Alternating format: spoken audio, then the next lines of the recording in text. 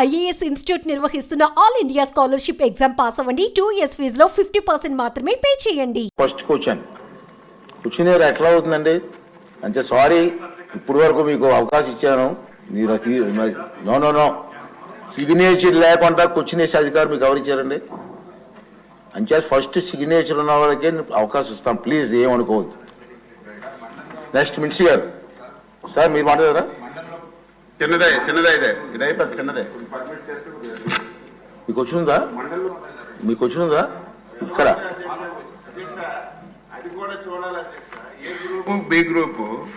ఏ group లో ఉన్న వాళ్ళకి బి గ్రూప్ లో అవి రిపీట్ అవ్వకూడదు. ఎందుకు వచ్చిందో అది అచ్చినాయుడు గారు మన అసెంబ్లీలో వచ్చిన క్వశ్చన్ కౌన్సిల్ రాకూడదు. ఈవేళ అధ్యక్ష సెకండ్ డే రావాలి. ఈవేళ రామానాయుడు గారి గ్రూపు కౌన్సిల్ లో ఉండాలి. ఇక్కడ ఎలా వచ్చింది క్వశ్చన్ అంటున్నాను. కొంచెం సెక్రటరీ గారు చూసుకోవాలి.